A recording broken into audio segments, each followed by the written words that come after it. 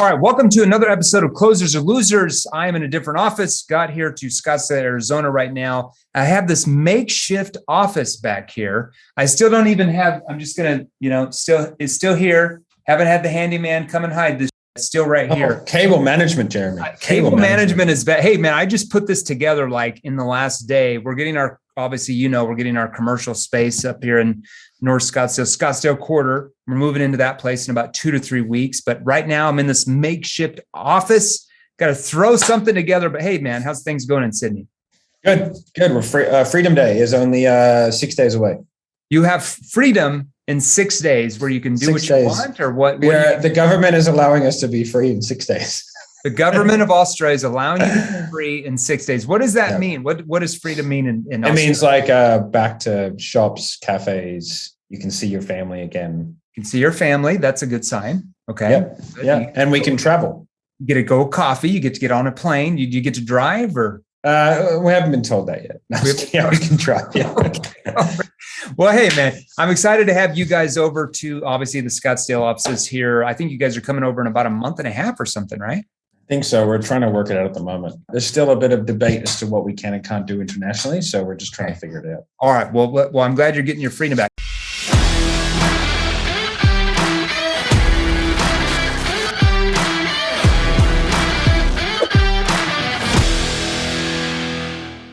All right. So today I wanted to go over a question that so many people ask me. So we get all these questions that people post in our Facebook group, Sales Revolution. If you haven't joined the free Facebook group, go there now. There should be a link on this page, Facebook Revolution. Join for free. We do a lot of training, a lot of lives in that every week.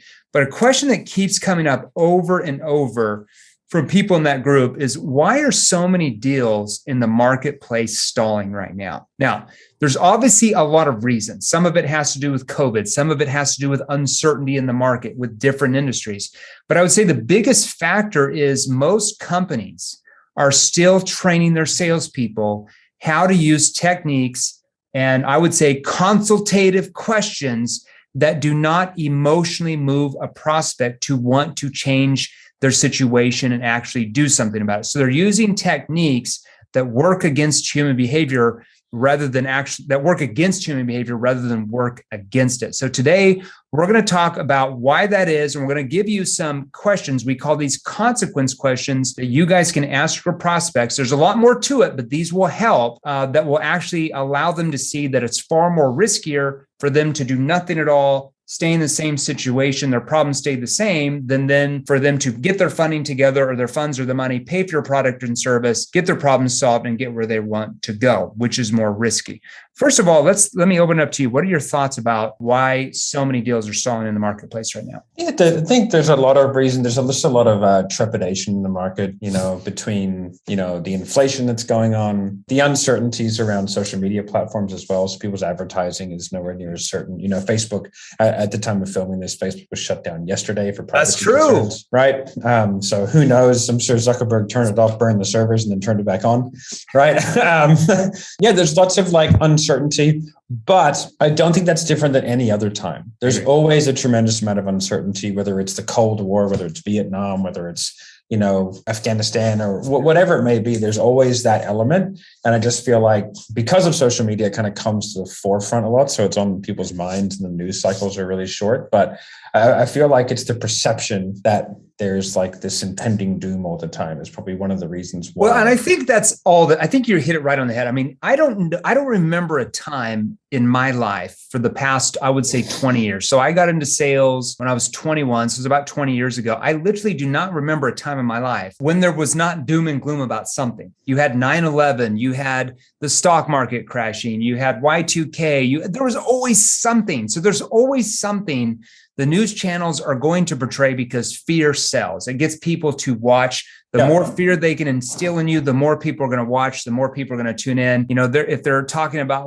this cat got rescued by the firefighter, nobody really cares, right? So it's all about fear, and everything, COVID and financial stress and this and that and this and that. So there's always going to be in fear and trepidation. But that being said, the salesperson, it's your role. It's your role as a sales professional to help your prospects overcome that fear that's holding them back from changing their situation. It's not your prospect's responsibility. It's your responsibility. I want you to think about it because I see so many salespeople in the group that are not clients of ours. They're just in our free group and they haven't learned any PQ yet. So they don't understand this process. And they're like, oh, my leads are bad, or, my leads suck. Or they always say this, my leads have a limited mindset. They just don't have a great mindset. You know what they say? A great craftsman always blames his tools, right? So yeah, it's like a good craftsman doesn't blame their tools, right? Like that's the saying. And if you're a craftsman, and I think if you're a sales professional and you're someone who takes the art of persuasion and sales seriously,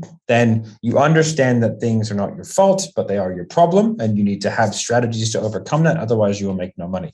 You're in a performance-based industry. If the track is wet, right, and they're doing the 100-meter dash, the track is wet for everybody. It's not unfair to anybody. Yeah. Like that is how it works. And Usain Bolt, or the guy who practiced running on a wet track, knowing that, hey, it's like 50-50 whether it rains or not, right? Like, then they're the ones that put in the work and did it. And I see a lot of business owners and I see a lot of salespeople, they, as soon as they make a problem bigger than themselves and they accept it as something that they can't fix, then they will just give up and not try and fix it. And that's why I actually read an article yesterday for a publication, not really sure which one it was, but it was like, what would you tell entrepreneurs? It was about the business and all that kind of stuff. And I was like, well, never let the problem be bigger than you, because there is someone in every industry that has made COVID into a positive, even restaurants. There is a restaurant owner out there that cracked the code early and then made a killing in COVID because they pivoted their business model and they didn't see it as a problem they couldn't solve.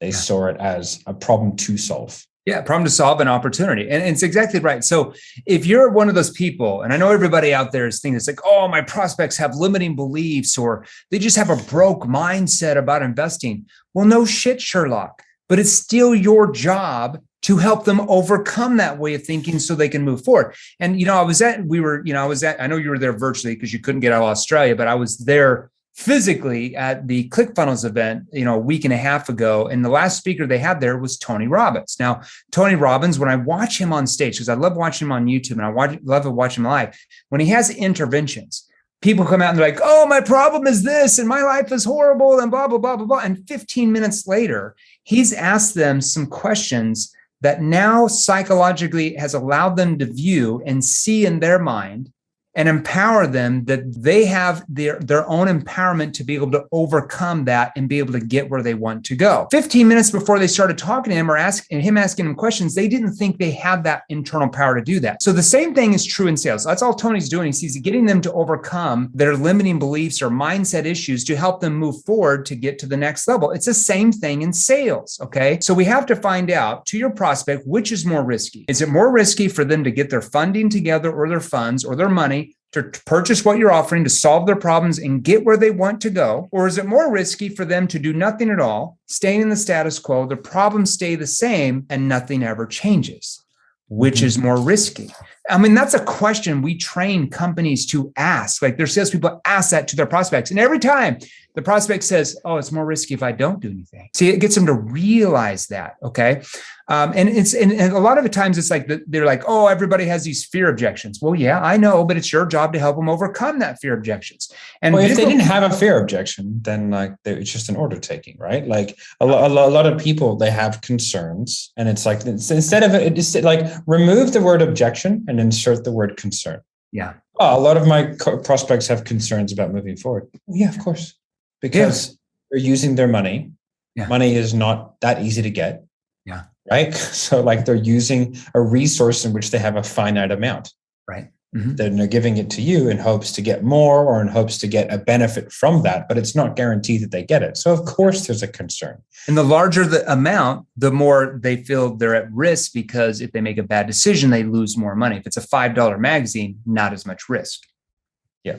Absolutely. Absolutely. And so, yeah, I think like being able to take someone through those things, I think this is where consequence questions really come into play, because like addressing concerns and being able to fuse objections and concerns is one thing. But when you do consequence questions correctly, and I think there are sort of two main ways to do consequence questions, but when you do them correctly, it's designed to have the prospect understand the difference between the risk of staying where they are and, I guess the future pacing of staying in status quo versus the risk of doing, of actually doing nothing and, being able to get there. So that's where consequence questions come in. Really 100%. It's just like, let's say you're selling B2C and you're selling whatever. And let's say that you're talking to, let's say you're talking to a spouse and she says that her husband has these concerns, or, the husband is afraid of taking a risk with X, Y, and Z. And so all you have to do is simply say, you repeat back. Let's say if you sold, let's say e-commerce products or something, you're selling people how to start their own e-commerce business because they want to make more money. They want to have more time with their families or whatever. And just give me an example. And let's say if you have a training program that teaches them how to do that. And she's like, oh, this sounds really good, but my husband just thinks this is a lot of money and I'm not really sure. Yeah, that's not a problem. I guess, how does your husband feel about you starting your own business where you can make more money though? Now, what did I do there? I didn't talk about how does he feel about you opening some e-commerce stores? Because I'm not selling e-commerce stores. I'm not selling the thing. I'm selling the results of that thing. Okay. Exactly. For her, I'm selling for her to make more money and have more time because that's what she wants. Okay. When you start a business, that's what you get if you're good. Okay. Now I'm asking, so how does your husband feel about you starting your own business where you can make more money? Well, I don't know if he would want us to do this because we've invested in stuff like this before and blah, blah, blah, blah. And then you have to find out, okay, well, hold on. You said you invested in this before. What did you mean by that? Oh, I started this and I started that. Okay. And what type of results did you get from that? Oh, I didn't get any results and blah, blah, blah, blah, blah. Oh, okay. Were there other people did other people enroll in that program too, or that training? Yeah, for sure. And were other people getting results? Well, yeah, I saw some testimonies. So if other people were getting results, what do you think held you back from getting the same type of results yourself? Most of the time people are like, oh, I didn't put enough time. I didn't dedicate it. I wasn't ready. And they'll blame themselves, which is the first part. Then you have to go back. Which is true. Most of the time for that type of sale. Obviously, it's different if you sold life insurance or financial investing or something, or a car, a little bit different. Okay. But then you have to go back to the husband and you say, can I make a suggestion to you? Have you ever considered that way of thinking has financially prevented you and your husband from ever finding a business where you have financial freedom in your life? And you always quiet down when you say that. Yeah, for sure. Well, how are you guys going to overcome that way of thinking so you can move forward and start making more money for your family? See, I'm asking them how they're going to overcome that way of thinking. I'm not telling them how they should overcome it.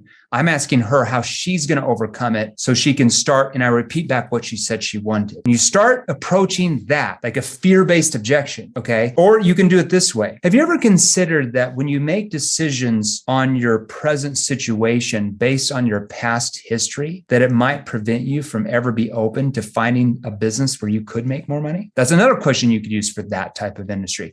So those are questions that allow them to overcome that way of thinking that hold them back. And you could use the same type of question for insurance or real estate or cars or SaaS or cybersecurity. It doesn't matter the product or industry. It's just worded and tweaked a little bit different. What are your thoughts?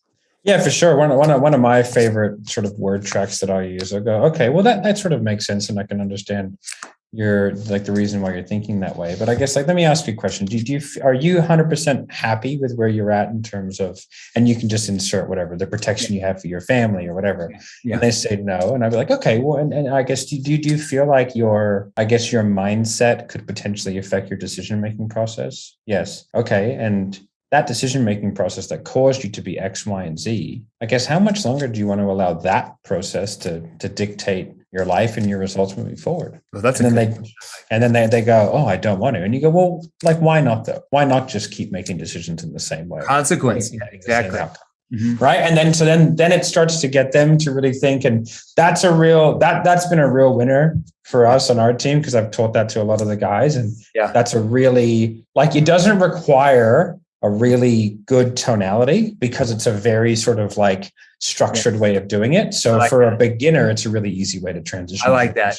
Here's another good one. So I know we'll jump into consequence questions for a second, but while on this topic, the fear-based objection, I think this is really good. So if somebody comes back and says, oh my gosh, this sounds too good to be true. As everybody gets that, right? I don't care what industry, if you sell life insurance policies to cars, to, freaking, real estate, a lot of times people are like, oh, it sounds too good to be true or something like that.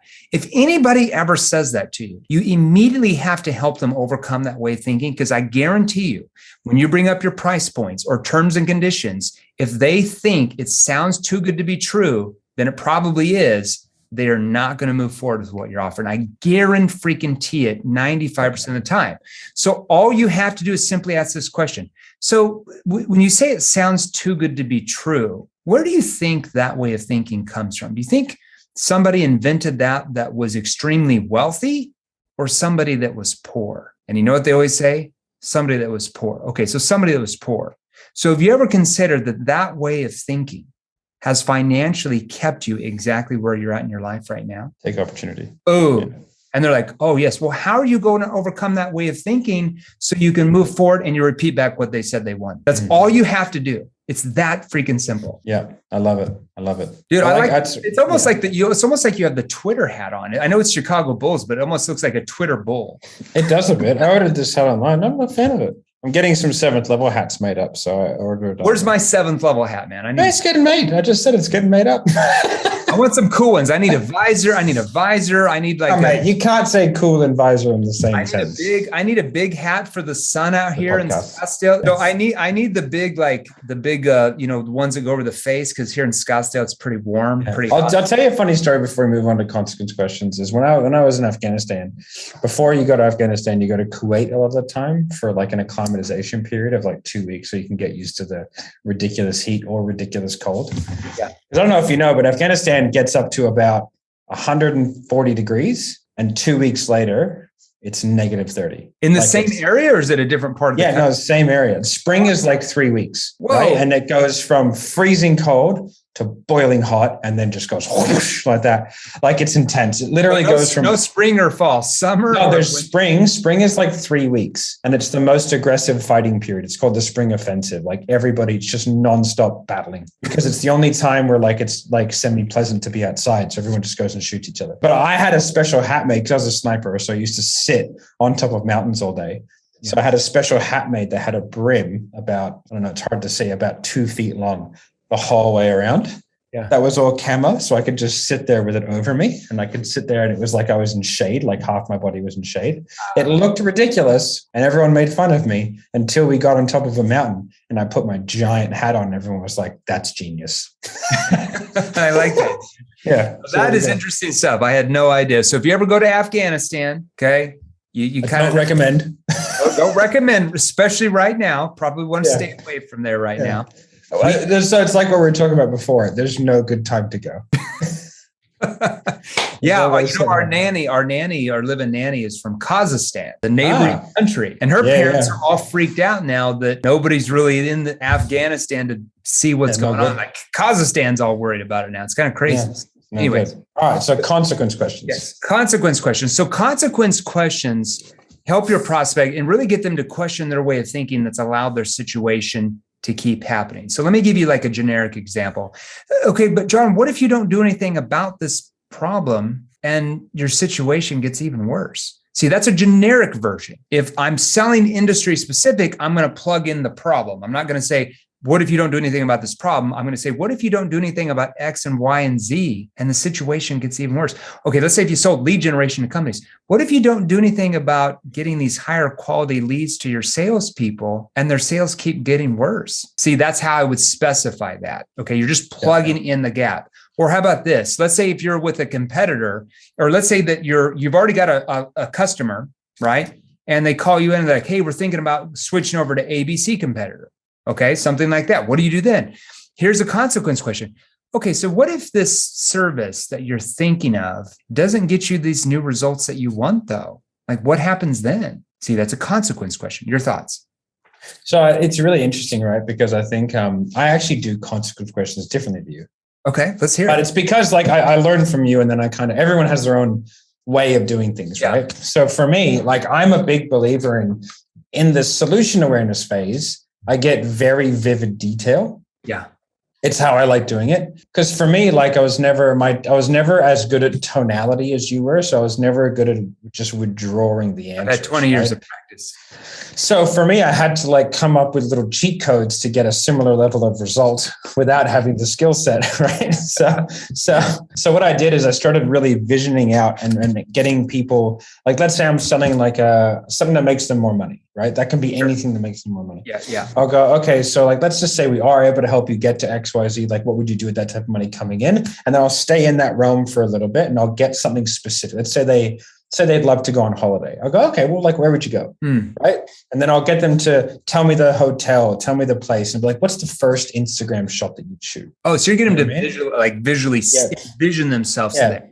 Yeah. And then I go, okay, and like, who would you take with you? And they'd go, oh, I'd take my girlfriend. I'd be like, man, and what would it be like if you're able to call your girlfriend and actually tell her, hey, I just booked us a trip to Santorini? Yeah. Like, what does that feel like? And they go, that's amazing. That'd be amazing. And I go, okay. And so with what you have now, how close are you to being able to make that phone call? And then I link it all back to that phone call. Right.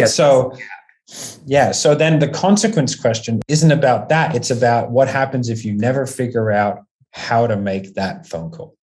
You know what I mean? So I'll be like, you never figure out how to solve this problem, which allows you to make the phone call to your girlfriend to say, hey, I just booked us an impromptu trip to Santorini. That financial freedom. What happens if you never figure that out? And what do they say? And oh man, there was like, because I get them to vision it out so clearly that they always look up and smile. So I can tell that they're there in their head. Yeah. And then I slap them back to reality. Yeah. And then I take it away. And for me, like that, like just taking them through that extra step really allowed me to like make the consequence so much more impactful, given the fact that like my tonality isn't anywhere near as polished. Yeah. I think that's really good for salespeople as well, especially if you're brand new and you're learning the tonality. Now, we teach advanced tonality. In fact, Matt does a training call every week where he teaches advanced tonality. We have some of our sales trainers that teach. I teach tonality. So does Mark, our vice president of sales. But I think it's starting out while you're learning advanced tonality, you have little analogies and stuff like visualizations to really get them to see that. I really actually like that because you're getting them to see, you got them in your situation questions, you get them to see what their current situation is, like their current state, some people call it. Then in solution awareness, you're getting them to see what their objective state is or what their future is going to look like once the problem's solved. And they're visualizing like, oh, I would do this. I would take this picture. I would go to this hotel. I would do this or whatever it is. Now, obviously, if you sold life insurance, it's going to be a little bit different, right? You're going to get them visualizing maybe their wife and their children being financially protected when they die. I mean, it's just different visualization. Depends on what you're doing. Same thing with cars. You're going to be visualizing driving down the road in that new Mercedes or whatever it is, or Audi or whatever. Okay. And then consequence questions, just yank it away. But what if you don't do anything about this though? And you repeat back what they don't want the next 3, 6, or 12 months. So what if you don't do anything about this though, and your lead quality keeps dipping down for the next 3, 6, or 12 months? If you sold leads, for example, just giving you a random example there. Okay. I think, and like I said, consequence questions can be asked if somebody, like one of your customers, is wanting to switch over to a different company. They are always asked after your solution awareness questions. Vendor disruption questions. Vendor disruption questions for sure. Have you considered what would happen if switching to a different company doesn't get you the results that you said you want? That's if they come to you like, I'm thinking about switching over, blah, blah. And then you can say, so if there was a way that you could get the same results that you want without you having to do all the work of switching and changing companies, would you be open to looking at that as a possibility? See, notice without having to do all the work of changing companies. I did that exact same thing yesterday. We had a done for you sales client. Okay. And one of our younger sales reps sent out an email, which was riddled with grammar mistakes, as young salespeople do. This guy is hyper brand aware, and he wanted to quit, even though we're making a ton of sales because of that. Right? I was like, hey, listen. That's his way of thinking. I was like, he's just a very particular type of personality, but I totally respected his choice. And so that is exactly I used exactly that. You know what I mean? In order to kind of reframe him very gently into like, well, what happens if you try and get a new sales team and they take 3 to 6 months to spur up, like, and you don't end up with a result. Anyway, I used the whole thing. And then from there, I was able to get him back on track, realign it, and everything was hunky-dory. It just takes that first question to get them to think like, oh, crap.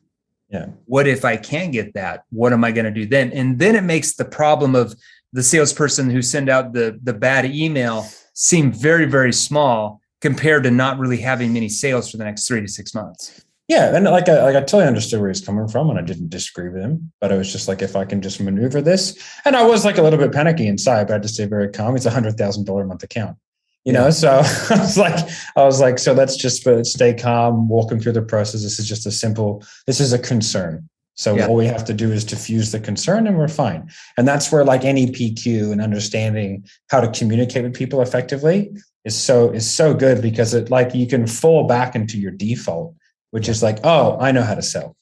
Yeah. Right. And I can just resell and we're fine. And I don't have to do it in a weird way. I don't have to get aggressive. And, you know, I can use all the tools in my toolbox, being consequence questions, being able to diffuse objections, and going into that like infinite resource, which is the black book of questions, and just go through and kind of go in my head. Okay, I'll use that question. 100% for sure. So it can save deals from going south. It can move deals over the finish line because it builds urgency in the sale, and it can save existing customers from switching over to another company or one of your competitors. So consequence questions really can be used in all three of those areas. So and I'm going to give you a few examples, and these are generic on purpose. You're going to have to make them industry specific for what you sell. Have you considered the possible ramifications about not doing anything about this issue? Have you considered the ramifications about not doing anything about this situation? Why do you say that?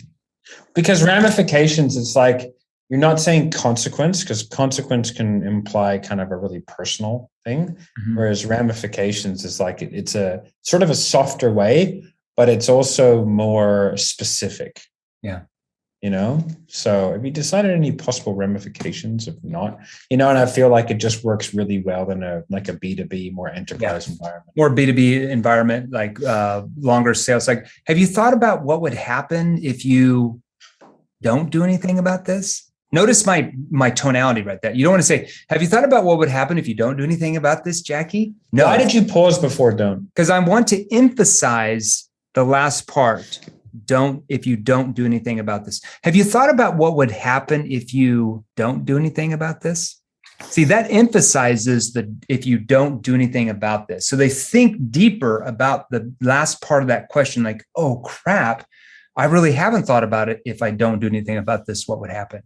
Yeah. So that's why I want to ask that question. Yeah. So verbal pausing, for guys listening to this, is a social cue of which part of the sentence is of the most importance. So if I say, well, why is that important to you now, though? Versus, well, why is that important to you now, though? Well, why is that important to you now, though? Yeah. And it can be before or after, but like, it doesn't really matter because the people can figure it out but it's just a social cueing, right? And so we're conditioned as people who grew up in Western society. Now you have to be aware, if you're selling people of non-Western descent, it doesn't translate, right? But it's rare anyway. Yeah. But yeah, so like that's where that's a really, really, I guess, simple tonality cue that you can put into your scripts, because all you have to do is write ... And so you don't have to practice much. You can just go ... And then I am going to emphasize this particular word, put it in bold in your script, and then you can write it all out. It's exactly how I do it. And then from there, Bob, you know exactly where to pause. So let me give you a couple of industry specific examples. And I just did a training on consequence questions in our Facebook group today, a lot longer than this, more specific. Let's say if I'm selling windows, we train companies that sell window repair or window remodeling or putting in new windows or cabinet makers. I mean, it doesn't matter. I mean, it's all over the place. What if you don't do anything about this though? And you keep having this cold draft come through the windows that keeps, jacking up your utility bill the next 3, 6, or even 12 months from now. Boom. Right? So I repeat back the problem. What if you don't do anything about this and you keep having this cold draft come through the windows that keeps jacking up your utility bill the next 3, 6, or 12 months? See, that gets them to thinking like, oh man, like I don't want my utility bill keep going up the next year. So it builds urgency for them to do something now. That's how it is. So let's say if I sold cars, for example, I'm going to show you completely different industries, how you specify this. But hold on, what if you don't do anything about this though, and your car keeps breaking down where you can't get to work another 3, 6, or 12 months from now? If that was their concern, they want to they're looking at new cars because their used car keeps breaking down, and they're afraid that if it keeps breaking down, and they miss more work, they're going to get fired. See, I'm just plugging that in. Okay. Let's say if I sold lead generation services.